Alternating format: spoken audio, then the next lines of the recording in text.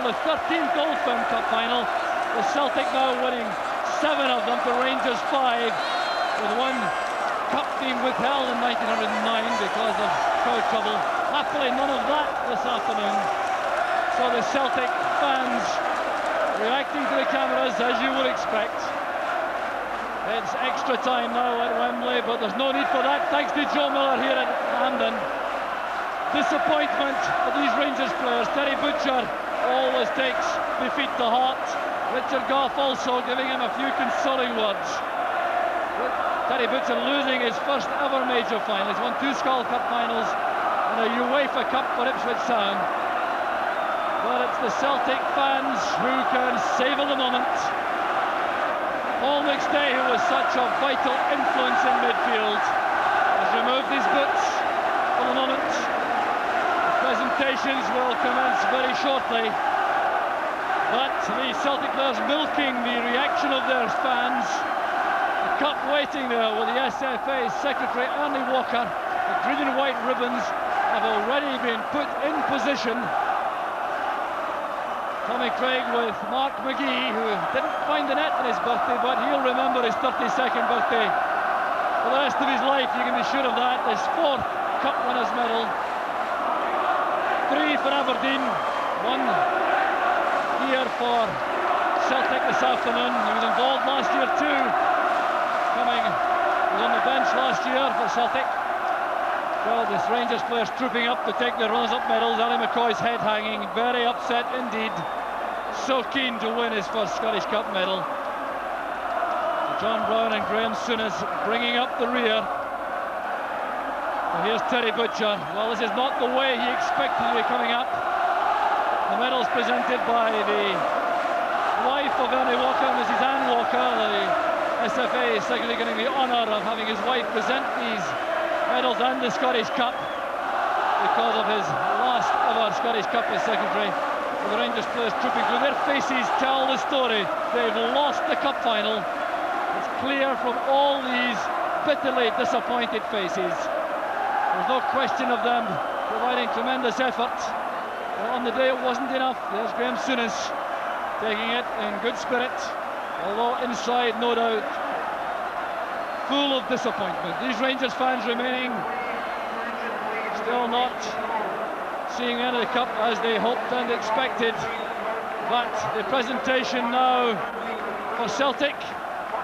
Players being waved up by the captain, Roy Aitken.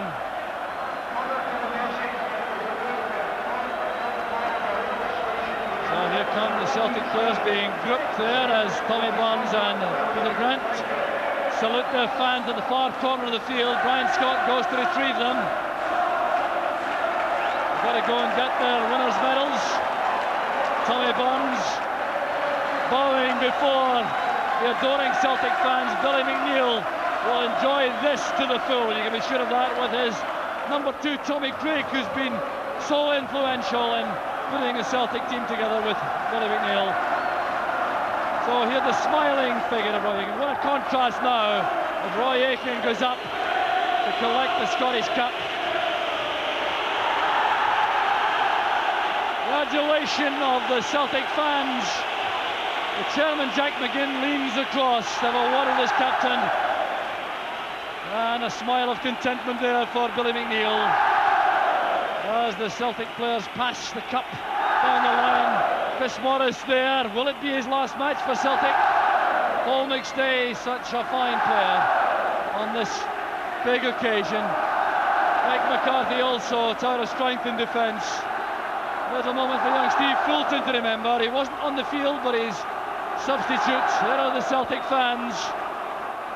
So it goes right down the line. Billy Stark with the goal scorer. There he is, Joe Miller. He scored in 41 minutes. Peter Grant holding the cup aloft. Then it's with Tommy Burns. Time for a thought for Gary Stevens, who made the mistake for Joe Miller's goal. So it's Celtic who won the cup. We're taking a short break now. We'll be right back, so don't go away. We'll be back in just a moment.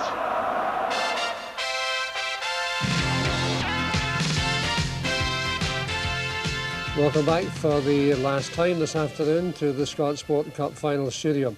Well, the man who's going to make tomorrow morning's headlines and about whom the discussion will still be going on Monday is Joe Miller. Right after the match was over, Jim White had a very quick word. Joe Miller, congratulations. Your goal was the difference between the two sides. How did you see it?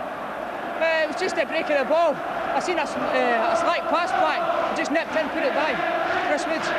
Were you always confident today, Joe, that Celtic could do it? Because during the week, everyone seemed to be quietly confident at the training camp. Well, I was that confident. I put a wee bet on with myself at 10-1. My first one to score. It's come up. Congratulations. How much do you win? I don't know, but there's 25 quid on it anyway. Joe, your performance was something McCarthy, else, and it has earned you the Mr. Superfit title today, which has been brought in now. You certainly deserve it. Joe Miller, congratulations. Mick McCarthy, one of the tightest Scottish Cup finals in years. What was it like to play in? It was a difficult game. I mean, it always was going to be a hard game, a hard-fought battle with Rangers. As you said, it's one of the tightest ones. We kept a clean sheet, and we're delighted with that because we've let a lot of goals in this season, as everybody kept telling us. And I think we proved the point today. In the dying moments, Mick, Rangers were pressing hard, but Celtic, to be fair, could have scored another. Yeah, I mean, they had to press hard. They got Butcher, they got Goff up front. I think they got nearly everybody up front. So they got to make a few chances. As you said, we could have had another goal, but we got the one that mattered. That's the main thing. How important is this trophy for Celtic, Mick, in the light of the fact that you hadn't won anything until before today? I think if you take a look at all the happy faces behind you, you'll realise how important it is to them. To us, it was essential. I mean, it'd have been a failure this season had we not won it, and I think we did it and did it in style today. Mick, I don't know if now's the time, but what's the future for you? Do you hope to pledge your future to Celtic? As I said before the cup final, I wanted to get the cup final out of the way. There was a lot of speculation before the final. I don't know too much about it. I don't know what's going to happen. I mean, I love playing for Celtic, and I've 2 medals now in 2 years. And if I stay at Celtic, I'll be more than delighted. Mick, congratulations. Thanks very much. A pleasure. Well, there we are, a delighted Mick McCarthy talking to Jim White. Well, as we mentioned earlier, most professional footballers go through their entire career without either playing in a cup final, to say nothing of actually skippering a cup final side. Well, that honour once again has fallen to Roy Aitken. Here he is, looking very, very happy indeed. And once again, Jim White has been at the edge of the touchline to talk to him. Roy, at the end of Celtic's season, to lift the cup, because obviously the Scottish Cup and the Premier League went away from you. That's right, it's been an inconsistent season for us right from the very start. But what I feel it is today, it's good to win stuff. This club demands success. We've been successful here again today. It's been said before, Roy, but what about these supporters? Well, they love it, look at them. It's the old saying, Hampden in the sun. We've done it again. You're clutching that cup as if you're never going to let it go. Well, we're the holders. We've got it 2 in a row. Next year we'll make it 3 in a row. Very many congratulations. Well, there we are. Roy Aitken clearly does not want to let go of the Scottish Cup. We'll take a break and we'll get a final wrap out from our studio guests in a couple of minutes from now.